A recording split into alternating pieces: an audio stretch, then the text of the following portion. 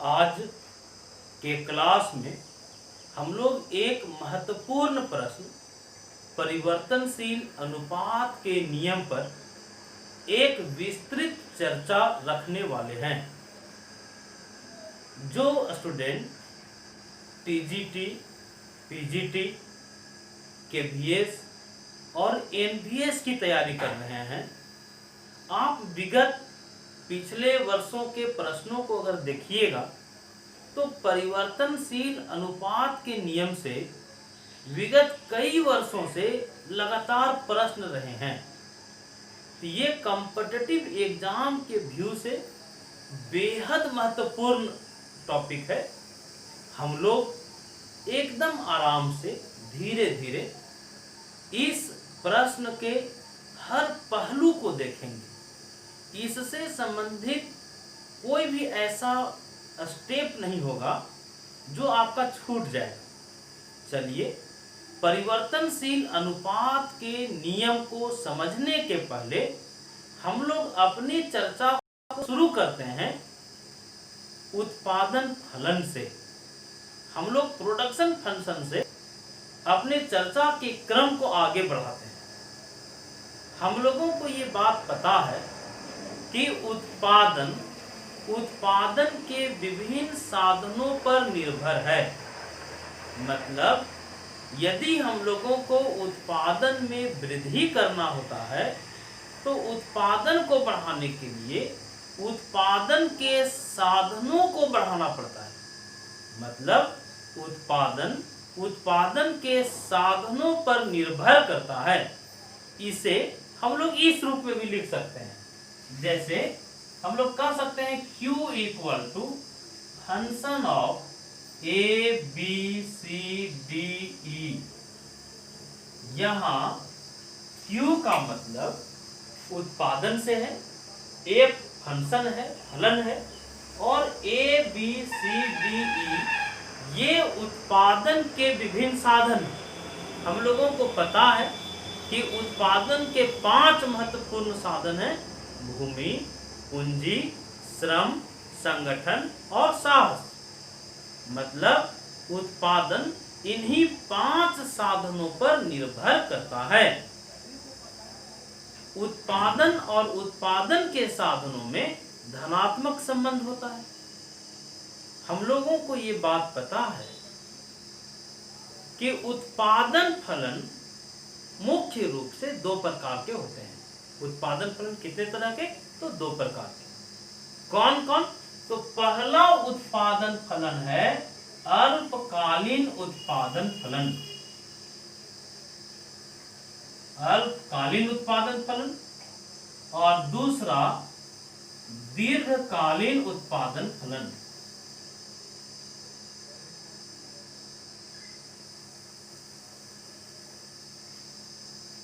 हम लोग थोड़ा सा जान लें कि ये अल्पकालीन उत्पादन फलन क्या है, दीर्घकालीन उत्पादन फलन क्या है, और इन दोनों में क्या अंतर है।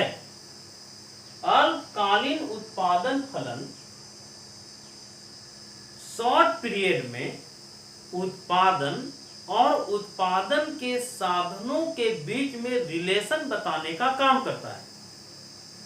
अल्पकाल में किसी प्रोड्यूसर के पास, किसी उत्पादक के पास समय बहुत कम होता है। समय कम रहने के कारण कोई उत्पादक उत्पादन को बढ़ाने के लिए उत्पादन के समस्त साधनों को बढ़ा या घटा नहीं सकता है। मतलब जो अल्पकाल है, जो शॉर्ट पीरियड है, उसमें उत्पादन के सभी साधनों को परिवर्तित नहीं किया जा सकता। अल्पकाल में उत्पादन का एक साधन श्रम और कच्चा माल को ही हम लोग बढ़ा सकते हैं या घटा सकते हैं। इसका ये मतलब है कि अल्पकाल में उत्पादन के कुछ साधन स्थिर होते हैं और एक साधन परिवर्तनशील होता है।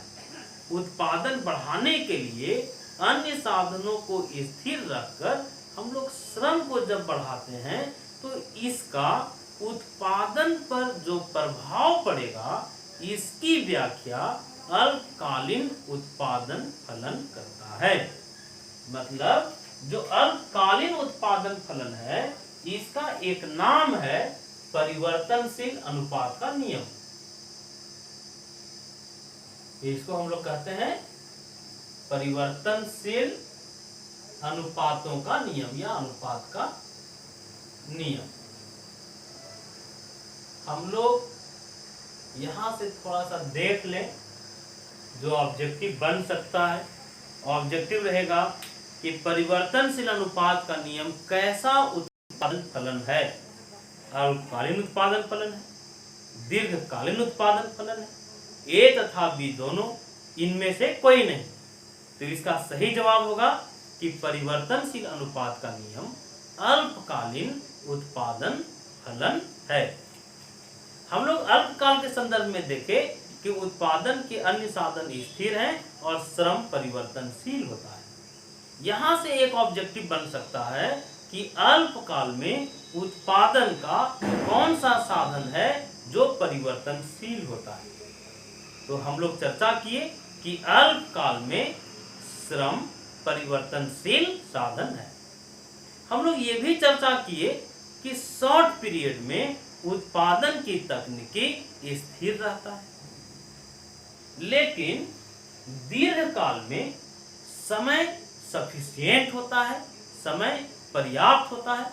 इसलिए दीर्घकाल में उत्पादन का कोई भी ऐसा साधन नहीं है जो स्थिर रहेगा।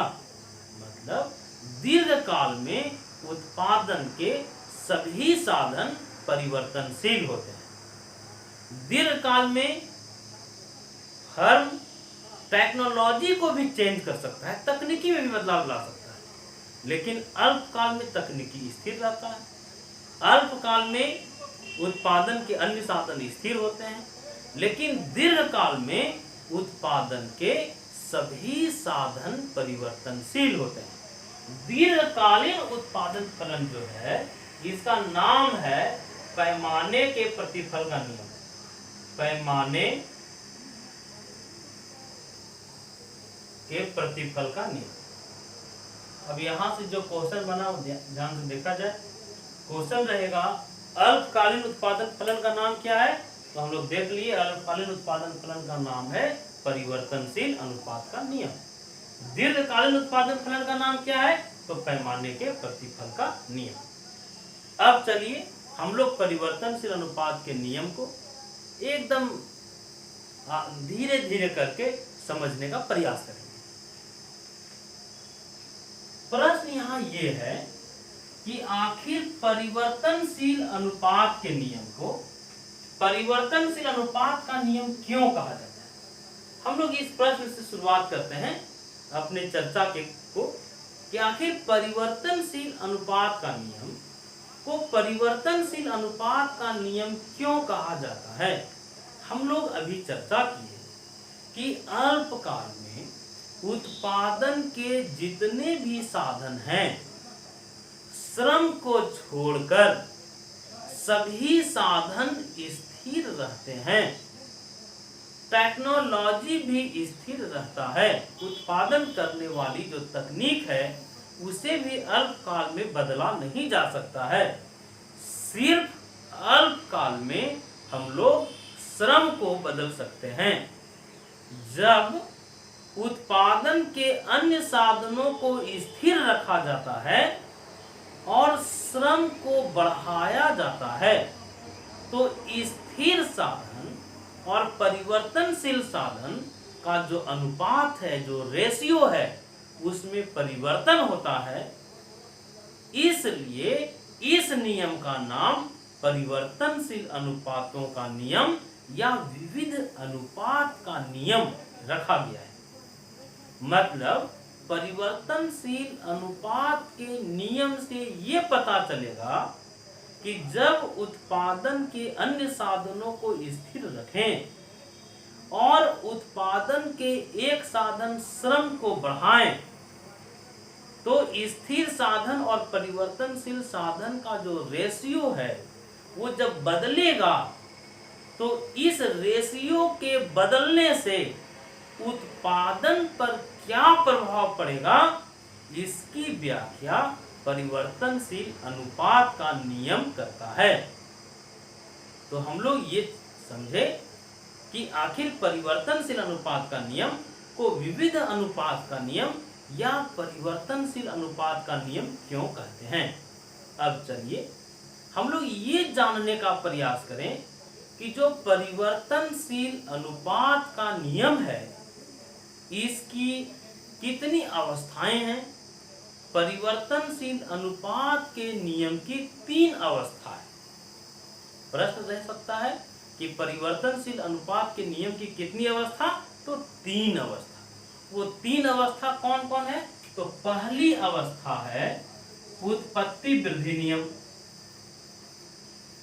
उत्पत्ति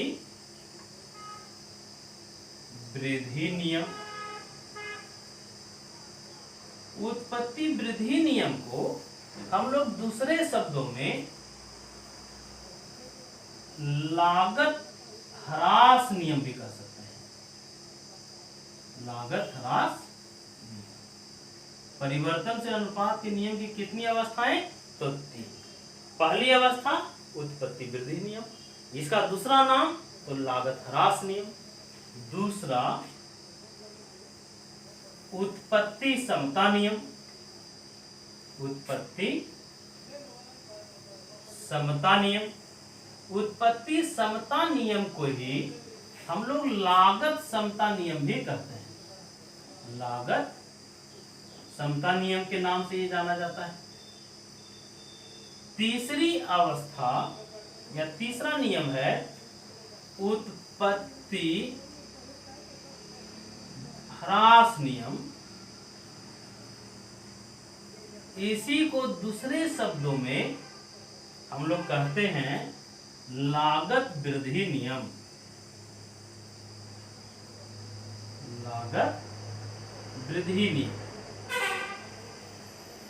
तो हम लोग ये चर्चा कर चुके अभी तक जितनी बातों को हम लोग देखें, एक बात उसको हम लोग दोहरा लें। हम लोग चर्चा किए उत्पादन फलन 2 तरह का होता है, एक अल्पकालीन उत्पादन फलन और दूसरा दीर्घकालीन उत्पादन फलन। अल्पकालीन उत्पादन फलन का नाम क्या था, तो परिवर्तनशील अनुपात का नियम। तो यहाँ से प्रश्न अगर रहेगा परिवर्तनशील अनुपात का नियम कैसा उत्पादन फलन है, तो ये अल्पकालीन उत्पादन फलन है। फिर हम लोग चर्चा किए कि दीर्घकालीन उत्पादन फलन का नाम है पैमाने के प्रतिफल का नियम।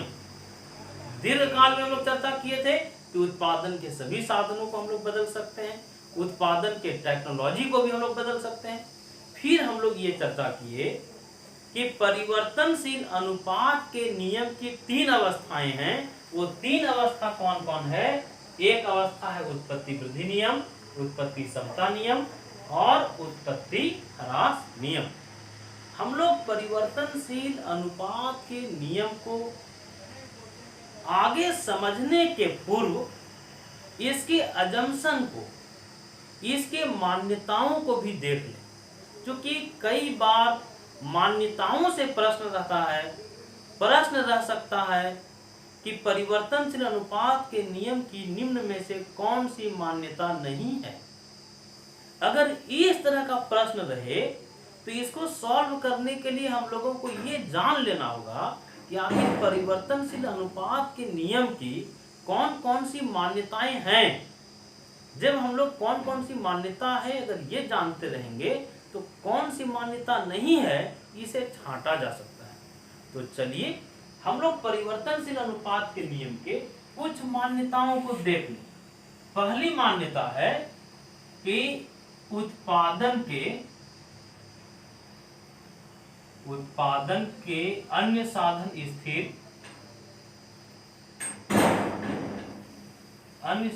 स्थिर होंगे और श्रम परिवर्तनशील रहेगा। तो पहली मान्यता हम लोग देख लिए कि ये इस मान्यता पर आधारित है कि उत्पादन के अन्य साधन स्थिर होते हैं और सिर्फ श्रम परिवर्तनशील साधन होता है। चलिए दूसरी मान्यता देखें। दूसरी मान्यता है कि अल्पकाल में उत्पादन की तकनीकी स्थिर रहती है। तो दो मान्यता हम लोग देख चुके। पहली मान्यता देखें कि उत्पादन के अन्य साधन स्थिर हैं और श्रम परिवर्तनशील है। दूसरी मान्यता देखें कि अल्पकाल में टेक्नोलॉजी कांस्टेंट रहेगा, टेक्नोलॉजी में परिवर्तन नहीं होगा। तीसरी मान्यता है कि परिवर्तनशील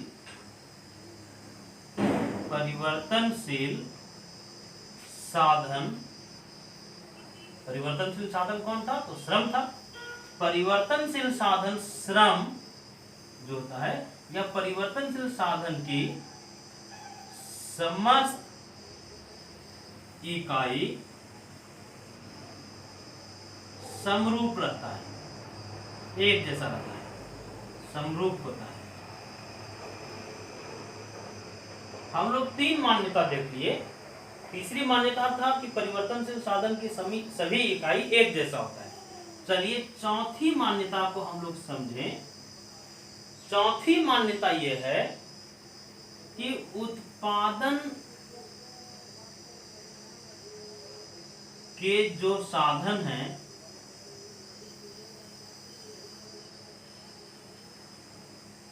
वे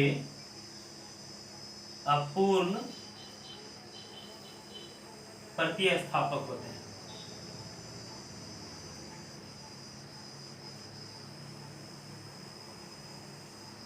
हम लोग चौथी मान्यता देख लिए कि उत्पादन के जो साधन हैं वो एक दूसरे के प्रतिस्थापक तो होते हैं लेकिन पूर्ण प्रतिस्थापक नहीं होते हैं।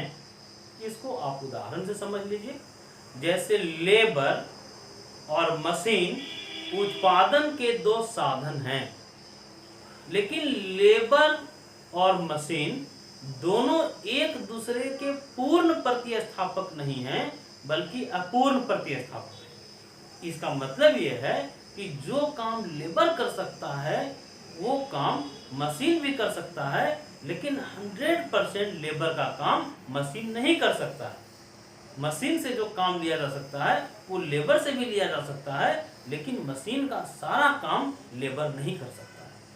इसलिए हम लोग चौथा अजम्पशन जो है जिस पर परिवर्तनशील अनुपात का नियम आधारित है कि उत्पादन के जो साधन होते हैं वो एक दूसरे के अपूर्ण प्रतिस्थापक होते हैं। अब चलिए इसके पांचवें अजम्पशन पर चलें। उत्पादन के साधन अविभाज्य होते हैं। अविभाज्य मतलब इन्हें बांटा या विभाजित नहीं किया जा सकता। तो पांचवी मान्यता हम लोग देखते हैं कि उत्पादन के साधन अविभाज्य हैं। अब एक और मान्यता है, उसे ध्यान से देखिएगा। छठी मान्यता है कि जो स्थिर साधन हैं, अल्पकाल में जो साधन स्थिर रखे गए थे, ये स्थिर साधन सीमित होते हैं और दुर्लभ भी होते हैं। तो हम लोग इनकी सारी मान्यताओं को देख लिए। अगर मान्यता से प्रश्न होगा कि परिवर्तनशील अनुपात के नियम की निम्न में से कौन सी मान्यता है या कौन सी नहीं है, तो हम लोग देख लिए। ये 6 मान्यताएं हैं, बोर्ड में लिखा हुआ है। अब चलिए परिवर्तनशील अनुपात के नियम के संदर्भ में जो बात कहा जाता है, ये इकोनॉमिक्स का एक आधारभूत नियम है। परिवर्तनशील अनुपात का नियम अर्थशास्त्र का कैसा नियम है? तो एक आधारभूत नियम है। आधारभूत नियम है अर्थशास्त्र। इसका मतलब ये हुआ कि इकोनॉमिक्स के कुछ नियम आधारभूत नियम है। ये आधारभूत नियम क्या है? फंडामेंटल रूल क्या है? इसे इकोनॉमिक्स का एक फंडामेंटल रूल कहा जाता है। तो प्रश्न है कि आखिर परिवर्तनशील अनुपात का नियम इकोनॉमिक्स का एक फंडामेंटल रूल कैसे है। इकोनॉमिक्स के बहुत सारे नियम जो बने, उन नियमों के निर्माण में परिवर्तनशील अनुपात के नियम का प्रयोग किया गया। मतलब परिवर्तनशील अनुपात के नियम के आधार पर इकोनॉमिक्स के बहुत सारे नियम आधारित हैं, इसलिए परिवर्तनशील अनुपात का नियम इकोनॉमिक्स का कैसा नियम है, तो आधारभूत नियम है। चलिए कुछ उदाहरण भी ले लें कि कौन कौन से ऐसे नियम हैं जो आधारित हैं परिवर्तनशील अनुपात के नियम पर। तो उन नियमों में सबसे पहला नियम है माल्थस महोदय ने जो जनसंख्या सिद्धांत दिया। माल्थस इस नाम पर बहुत प्रसिद्ध भी हुए, अपने जनसंख्या के सिद्धांत के लिए वो जाने गए।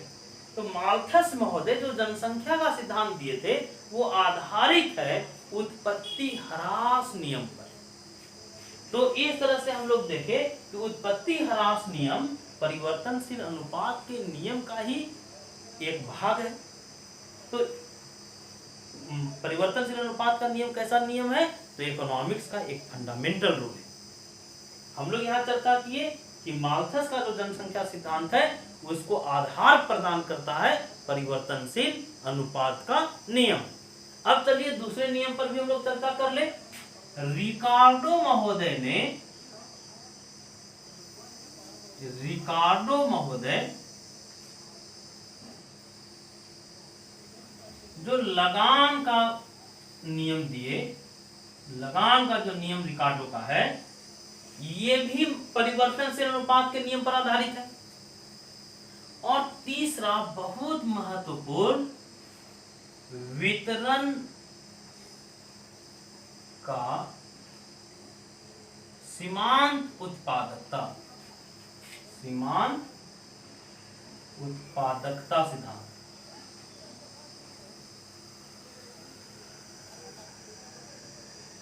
वितरण का जो सीमांत उत्पादकता सिद्धांत है ये भी आधारित है परिवर्तनशील अनुपात के नियम पर। हमारी ये कोशिश है कि परिवर्तनशील अनुपात के नियम से चाहे किसी भी लेवल में प्रश्न रहे, आप किसी भी स्टैंडर्ड के स्टूडेंट को परिवर्तनशील अनुपात का नियम की पूरी समझ आप में विकसित हो जाए, ये हम अपने क्लास के दौरान करेंगे। तो हम लोग ये भी चर्चा कर लिए कि परिवर्तनशील अनुपात का नियम इकोनॉमिक्स का एक फंडामेंटल रूल है। इकोनॉमिक्स के बहुत सारे मार्वेलस सिद्धांत इस पर आधारित रहे हैं। उदाहरण हम लोग लिए कि माल्थस का जनसंख्या सिद्धांत, रिकार्डो का लगान सिद्धांत, वितरण का सीमांत उत्पादकता सिद्धांत, ये सारे सिद्धांत कहीं न कहीं परिवर्तनशील अनुपात के नियम को आधार बनाकर ही विकसित हुए हैं। इसलिए इकोनॉमिक्स का कैसा नियम है, तो आधारभूत नियम है।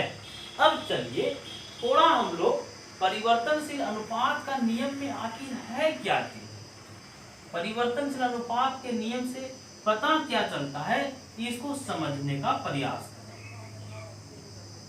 परिवर्तनशील अनुपात के नियम के संदर्भ में हम लोग अपने चर्चा के प्रारंभ में भी बात रखे थे कि अल्पकाल में उत्पादन के अन्य साधनों को स्थिर रखकर जब एक साधन श्रम को बढ़ाते हैं तो श्रम के बढ़ने से उत्पादन पर जो प्रभाव पड़ता है उस प्रभाव की व्याख्या परिवर्तनशील अनुपात का नियम करता है। परिवर्तनशील अनुपात के नियम से क्या क्या पता चलेगा, शुरू में जब उत्पादन के अन्य साधनों को स्थिर रखकर जब एक साधन श्रम को बढ़ाया जाएगा तो कुल उत्पादकता, औसत उत्पादकता और सीमांत उत्पादकता तीनों बढ़ते हैं। शुरू में क्या होता है कि जब उत्पादन के अन्य साधन को स्थिर रखा गया और एक साधन श्रम को बढ़ाया गया तो इससे क्या होगा कि जो स्थिर साधन था उस स्थिर साधन का पूर्ण विदोहन होने लगेगा। इसका परिणाम क्या निकलेगा? इसका परिणाम ये निकलेगा कि कुल उत्पादकता, औसत उत्पादकता और सीमांत उत्पादकता तीनों बढ़ेंगे। लेकिन उत्पादन के एक निश्चित स्तर के बाद जो टीपीपी है, एपीपी है और एमपीपी है, वो तीनों घटने भी लगता है। परिवर्तनशील अनुपात के नियम के हर स्टेप को समझने के लिए हम लोग इसके तीनों अवस्थाओं को बारीकी से समझने का प्रयास करें। हम लोग अभी अपने चर्चा के क्रम में ये देखे थे कि परिवर्तनशील अनुपात के नियम की 3 अवस्थाएं हैं। कौन कौन सी अवस्था? तो पहली अवस्था था उत्पत्ति वृद्धि नियम, उत्पत्ति समता नियम और उत्पत्ति ह्रास नियम। तो उत्पत्ति वृद्धि नियम है क्या? उत्पत्ति वृद्धि नियम में क्या होता था कि जब उत्पादन के कुछ साधनों को स्थिर रख के एक साधन को बढ़ाते थे, तो जितना हम लोग साधन को बढ़ा रहे थे उससे अधिक अनुपात में उत्पादकता बढ़ रहा था। पहली अवस्था में हम लोग देख लिए कि यहाँ टीपीपी, एपीपी और एमपीपी तीनों बढ़ता है। चलिए दूसरी अवस्था को हम लोग समझने का प्रयास करें कि दूसरी अवस्था क्या है। उत्पत्ति समता नियम, या इसको हम लोग लागत समता नियम कहते हैं। इसमें जो टीपीपी है वो बढ़ता है लेकिन घटते दर से बढ़ता है। दूसरी अवस्था में एपीपी और एमपीपी दोनों घटने लगते हैं। और यहां से एक प्रश्न हो सकता है कि परिवर्तनशील अनुपात के नियम की कौन सी अवस्था आदर्श उत्पादन कार्य करने की अवस्था है? ऑब्जेक्टिव अगर ये रहे कि परिवर्तनशील अनुपात के नियम की 3 अवस्थाओं में आदर्श उत्पादन कार्य की अवस्था कौन सी अवस्था है, तो वह अवस्था है उत्पत्ति समता नियम की अवस्था, लागत समता नियम की अवस्था। चलिए परिवर्तनशील अनुपात के नियम की सरल व्याख्या के लिए हम लोग डायग्राम समझें। अगर आप डायग्राम को बेहतर तरीके से समझ जाएंगे तो जितने भी तरह के वस्तुनिष्ठ प्रश्न रहते हैं वो लगभग कहीं न कहीं डायग्राम पर आधारित होते हैं। तो डायग्राम को पहले अगर हम लोग क्लियर कर लें तो ऑब्जेक्टिव बनाना हम लोगों के लिए बहुत सरल हो जाएगा। चलिए हम लोग परिवर्तनशील अनुपात के नियम को समझाने के लिए एक आसान डायग्राम का प्रयोग करते हैं।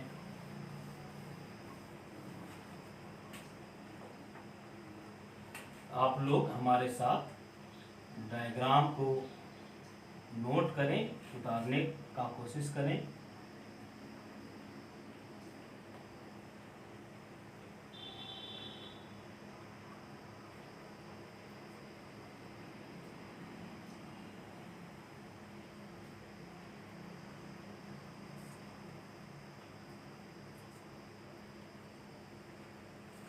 एक्स एक्सिस में परिवर्तनशील साधन की इकाई है। एक्स एक्सिस में हम लोग परिवर्तनशील साधनों को दर्शाए हैं।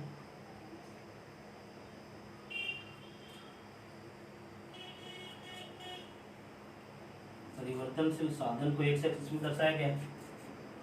यहाँ हम लोग टीपी दर्शाए, टोटल प्रोडक्ट लाए हैं। यहाँ एपी और एमपी औसत उत्पाद और सीमांत उत्पाद दोनों को दर्शाया गया है। 3 अवस्थाओं पर हम लोग चर्चा किए थे।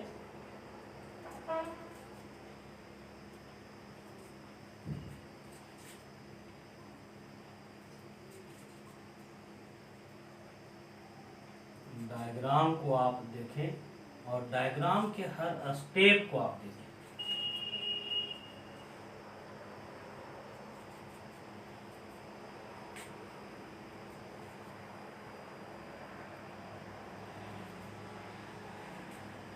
ये हम लोग बना लिए कुल उत्पादक, ये टोटल प्रोडक्ट वक्र। चलिए अब हम लोग सीमांत उत्पादन वक्र को बनाते हैं।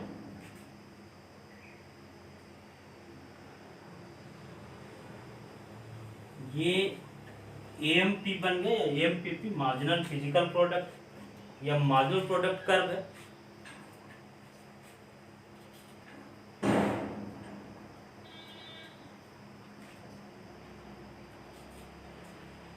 ये हम लोग बना लिए एपी।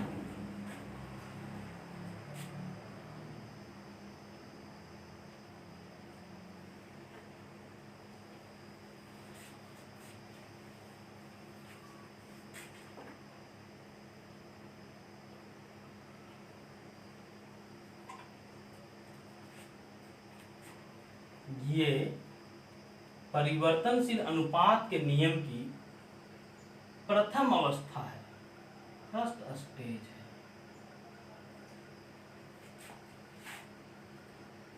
ये सेकेंड स्टेज है और इधर थर्ड स्टेज है। मतलब फर्स्ट स्टेज उत्पत्ति वृद्धि नियम को दर्शा रहा है, सेकेंड स्टेज उत्पत्ति समता नियम को दर्शा रहा है, और ये थर्ड स्टेज उत्पत्ति ह्रास नियम को दर्शा रहा है। तो उत्पत्ति वृद्धि नियम में क्या होता है, इसको पहले समझने का प्रयास किया जाए। हम लोग एक्स एक्सिस में परिवर्तनशील साधन को दर्शाए हैं, इसका नाम दे दीजिए L1, L2, L3।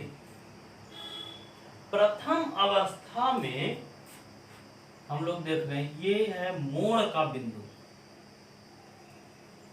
मोड़ का बिंदु। हम लोग ये भी समझने का प्रयास करेंगे कि ये मोड़ का बिंदु क्या है।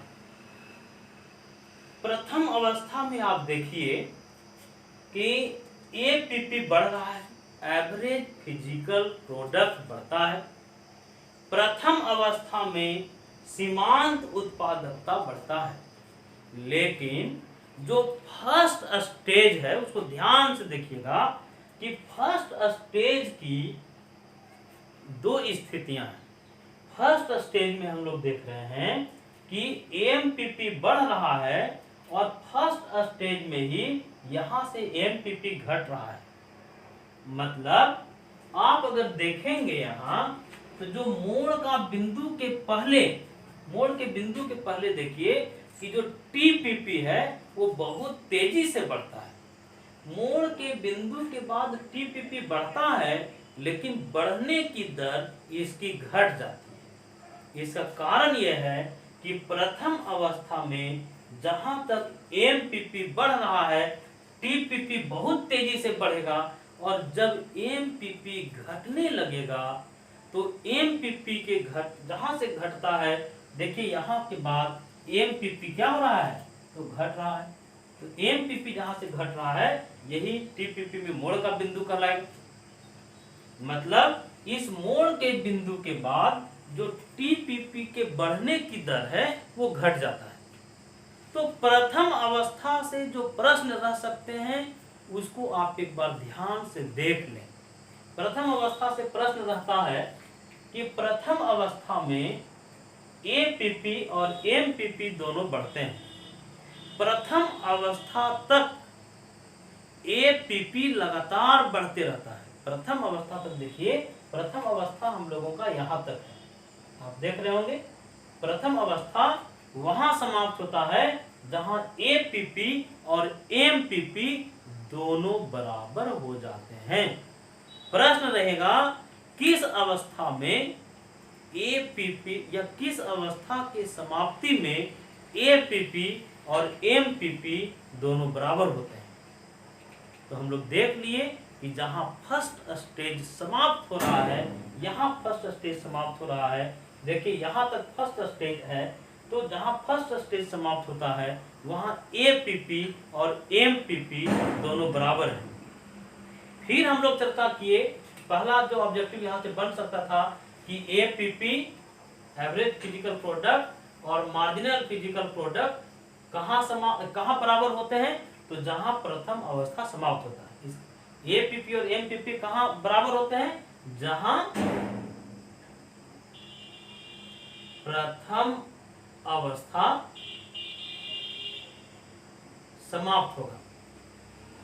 मतलब प्रथम अवस्था के समाप्ति पर एपीपी और एमपीपी दोनों क्या हो रहे हैं, तो बराबर हो रहे हैं। अब यहाँ जो देखना है कि प्रथम अवस्था में ही, पहला बात था, दूसरा देखिए कि प्रथम अवस्था में ही एमपीपी बढ़ता भी है और प्रथम अवस्था में ही एमपीपी घटता भी है। तो दोनों बात हम लोग देखें कि प्रथम अवस्था में एमपीपी शुरू में बढ़ रहा है, उसके बाद एमपीपी घट रहा है। तो प्रश्न रहेगा कि क्या प्रथम अवस्था में एमपीपी घटता है, तो हम लोग कह सकते हैं कि हाँ, प्रथम अवस्था में एमपीपी घटता भी है। लेकिन जो यहाँ से तीसरा महत्वपूर्ण बात है उसको ध्यान से देखिएगा कि एमपीपी प्रथम अवस्था में ही घटता है, लेकिन घटने के बाद भी जो एमपीपी जो है वह एपीपी से अधिक होता है। मतलब तीसरा चीज देखे कि एमपीपी घटने के बाद भी एमपीपी ग्रेटर देन एपीपी रहता है। तो प्रथम अवस्था में क्या क्या स्थिति हम लोग देख लिए। प्रथम स्थिति तो देखे कि प्रथम अवस्था वहां समाप्त हो जाती है, जहां प्रथम अवस्था कहां समाप्त होगी, जहां एपीपी और एमपीपी दोनों बराबर होगा। फिर हम लोग चर्चा किए कि प्रथम अवस्था में ही एमपीपी बढ़ता है, जहां तक एमपीपी बढ़ रहा है टीपीपी बहुत तेजी के साथ बढ़ता है, और जब एमपीपी घटने लगता है तो टीपीपी बढ़ता तो जरूर है, लेकिन टीपीपी के बढ़ने की दर घट जाती है। तो हम और तीसरा जो महत्वपूर्ण बात हम नोटिस किए डायग्राम में कि एमपीपी प्रथम अवस्था में घटने लगता है और एपीपी प्रथम अवस्था में बढ़ने लगता है। मतलब प्रथम अवस्था तक एपीपी बढ़ता रहता है, औसत उत्पादकता प्रथम अवस्था तक लगातार बढ़ते रहता है। इसके बावजूद जो एमपीपी है वो अधिक रहता है, किससे, तो एपीपी से। तो हम लोग देख लिए कि एमपीपी घटने के बाद भी एपीपी से अधिक होता है। और तीसरा बात है, चौथी बात जो प्रथम अवस्था में आप नोटिस कर रहे होंगे कि एपीपी और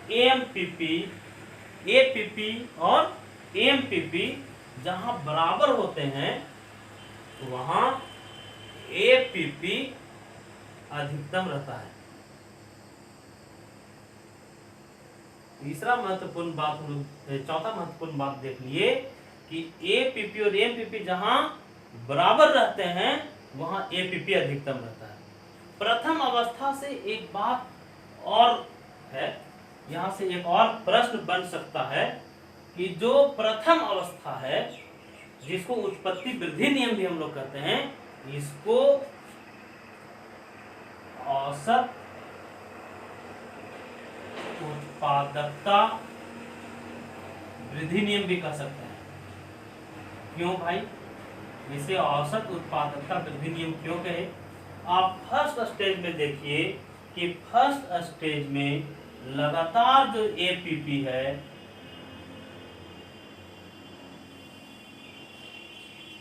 लगातार एपीपी प्रथम अवस्था तक बढ़ते रहता है।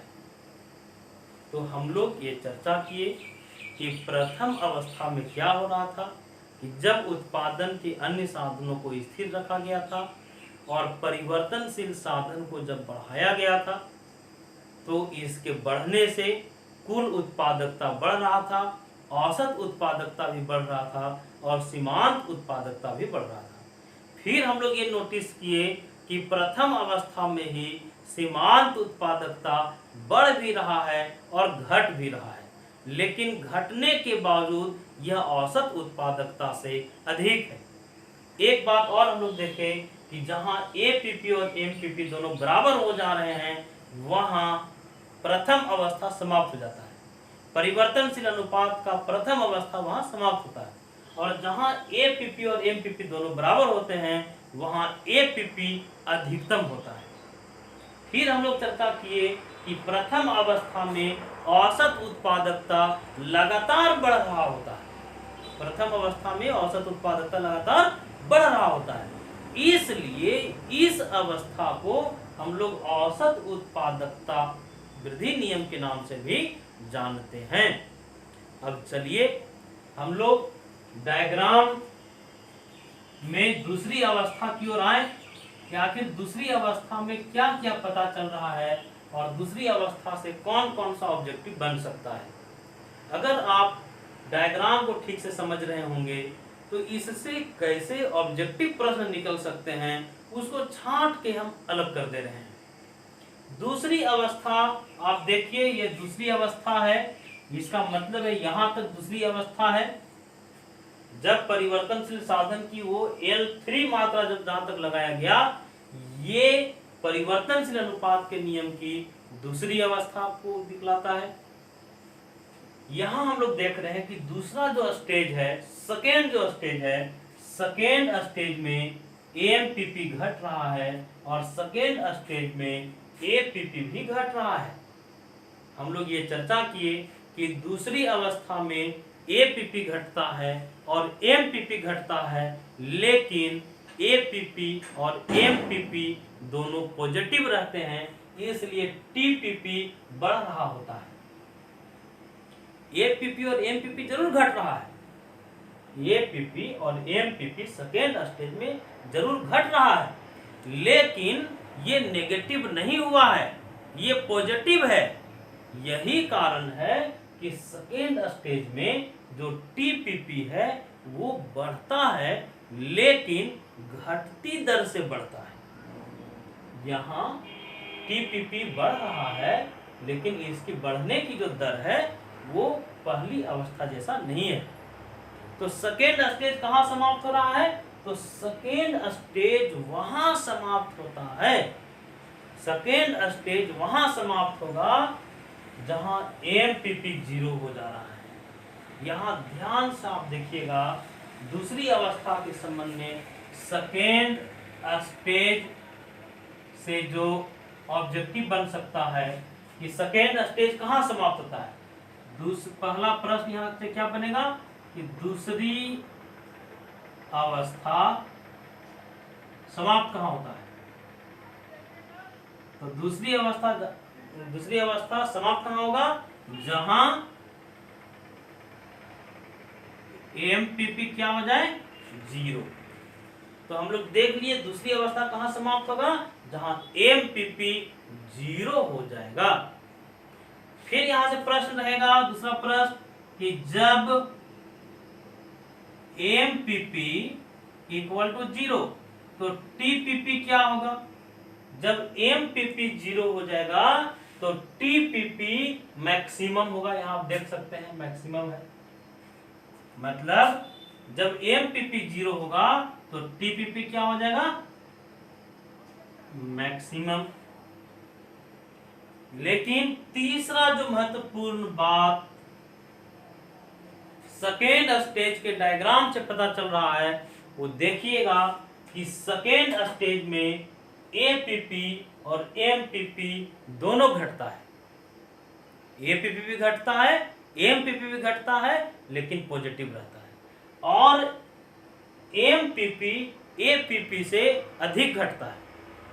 जो सेकेंड स्टेज था उसमें हम लोग देखे कि एपीपी भी घटेगा, एमपीपी भी घटेगा, मार्जिनल फिजिकल प्रोडक्ट भी घटेगा, लेकिन एपीपी एवरेज फिजिकल प्रोडक्ट अधिक होगा एमपीपी से, मतलब एमपीपी ज्यादा घटेगा एपीपी से। तो दूसरी अवस्था से हम लोग देख लिए सारी चीजों को। दूसरी अवस्था से जो एक प्रश्न बनता है कि परिवर्तनशील, ध्यान सुनिएगा क्वेश्चन, परिवर्तनशील अनुपात के नियम के तीनों अवस्थाओं में एक विवेकशील उत्पादक एक बुद्धिमान उत्पादक किस अवस्था में उत्पादन कार्य करना चाहेगा? तो इसका जवाब है सेकेंड स्टेज। परिवर्तनशील अनुपात का कौन सा अवस्था है जहां कोई भी बुद्धिमान उत्पादक उत्पादन करना चाहेगा? वह अवस्था है दूसरी अवस्था, सेकेंड स्टेज। क्यों? आखिर सेकेंड स्टेज में क्यों उत्पादन करना चाहेगा? इसको समझने के लिए पहले तीसरी अवस्था को हम लोग देख लें, उसके बाद हम लोग चर्चा करेंगे कि सेकेंड स्टेज आदर्श उत्पादन करने की अवस्था क्यों है। चलिए हम लोग प्रथम अवस्था को भी डायग्राम से जो छोटा छोटा बात निकल सकता था हम आप लोगों के सामने एकदम छांट छांट के अलग कर दिए हैं। सेकेंड स्टेज से भी जो बातें निकल सकता था, जहां से ऑब्जेक्टिव प्रश्न छिपे रह सकते थे, उनको भी हम आप लोगों के सामने लाए। अब थर्ड स्टेज को पहले समझ लिया जाए। तीसरी अवस्था ऋणात्मक सीमांत उत्पादकता की अवस्था है। तीसरी अवस्था के बारे में आप देख लीजिए कि जो थर्ड स्टेज है, थर्ड स्टेज के बारे में ये कहा गया कि ये ऋणात्मक सीमांत उत्पादकता की अवस्था है। यहां आप देखिए कि एमपीपी वक्र एक्स एक्सिस अक्ष के भी नीचे आ गया है। इसका मतलब है कि एमपीपी ऋणात्मक हो गया है। जब एम और थर्ड स्टेज में आप देखिए कि एपीपी भी घट रहा है, एमपीपी भी घट रहा है और एमपीपी घटते हुए नेगेटिव हो गया है। आप थर्ड स्टेज में ही देख रहे हैं कि थर्ड स्टेज में जो टीपीपी है वो भी घटना शुरू हो गया है। क्योंकि टीपीपी के बारे में हम लोग जानते हैं टीपीपी है क्या। तो TPP equal to sigma MPP, MPP को जोड़ेंगे तो टीपीपी मिल जाएगा। जब एमपीपी घटने लगेगा तो स्वाभाविक बात है कि टीपीपी भी घटेगा।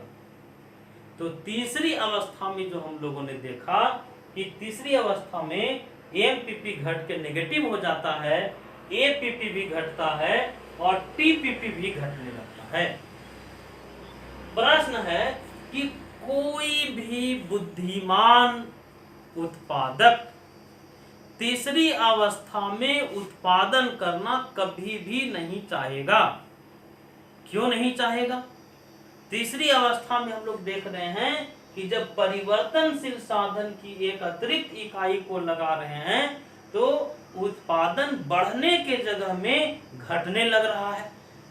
मतलब कोई लेबर अगर फ्री में भी मिल रहा हो, कोई लेबर फ्री में भी अगर काम करना चाहेगा तो तीसरी अवस्था में कोई भी बुद्धिमान प्रोड्यूसर उत्पादन करना नहीं चाहेगा। मतलब तीसरी अवस्था में क्या होता है कि जो स्थिर साधन है उससे ज्यादा परिवर्तनशील साधन हो जा रहा है। जो परिवर्तनशील साधन की सीमांत उत्पादकता है वह तीसरी अवस्था में नेगेटिव हो गया है। क्योंकि हम लोग देखें थर्ड स्टेज में स्थिर साधन के तुलना में परिवर्तनशील साधन बढ़ जाता है। आप इसको एक व्यवहारिक उदाहरण से लीजिए। मान लीजिए हमारे पास 2 एकड़ का एक खेत है। 2 एकड़ के खेत में जब हम लोग 10 लेबर लगाए तो 2 एकड़ में पूरा खेती नहीं हो पाता था। जब हम लोग 15 लेबर लगा दिए, 16 लेबर लगा दिए तो पूरे 2 एकड़ जमीन में खेती होने लगा, उत्पादकता बढ़ी। लेकिन 2 एकड़ का खेत में हम 500 लेबर लगा दिए। क्या हुआ कि यहाँ स्थिर साधन के तुलना में जो परिवर्तनशील साधन है वो अधिक हो गया और ऐसी स्थिति में उत्पादन बढ़ने के जगह में घटने लग जाएगा। मतलब जो तीसरी अवस्था है, उत्पत्ति ह्रास नियम की जो अवस्था है, यह बतलाता है कि जब परिवर्तनशील साधन की एक अतिरिक्त इकाई को उत्पादन में जब हम लोग लगा देंगे तो क्या होगा, उसकी सीमांत उत्पादकता घटने लगेगा। मतलब कोई लेबर फ्री में भी मिलेगा तो थर्ड स्टेज में कोई उत्पादक उत्पादन करना नहीं चाहेगा। क्योंकि उस अतिरिक्त लेबर के कारण उत्पादकता घटने लगा था। इसीलिए कहा जाता है कि जो सीमांत उत्पादकता सिद्धांत का जो कॉन्सेप्ट आया वो परिवर्तनशील अनुपात के नियम की इसी तीसरी अवस्था से आया कि हम लोग वेज रेट का डिटर्मिनेशन कैसे करें, हम लोग किसी श्रमिक की मजदूरी कितना दें तो उसके सीमांत उत्पादकता के बराबर मजदूरी दें। ये सिद्धांत कहीं ना कहीं परिवर्तनशील अनुपात के नियम से ही लिया गया है। यहाँ हम लोग ये चर्चा किए कि जो थर्ड स्टेज है, थर्ड स्टेज ऋणात्मक सीमांत उत्पादकता का सिद्धांत है। इसमें एक अतिरिक्त लेबर की अगर काम से छटनी कर दिया जाए, काम से हटा दिया जाए, तब उत्पादकता बढ़ेगा। मतलब जो प्रथम अवस्था है उसमें स्थिर साधन ज्यादा था और परिवर्तनशील साधन कम था। हम लोग जो तीसरी अवस्था देखे उसमें स्थिर साधन से परिवर्तनशील साधन ज्यादा हो गया।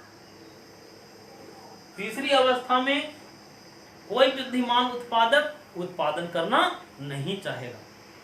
तो इसका मतलब है कि अब आप समझ गए होंगे कि हमारे पास दो ही स्टेज बचा, या तो फर्स्ट स्टेज में उत्पादन करना चाहेगा या तो सेकेंड स्टेज में।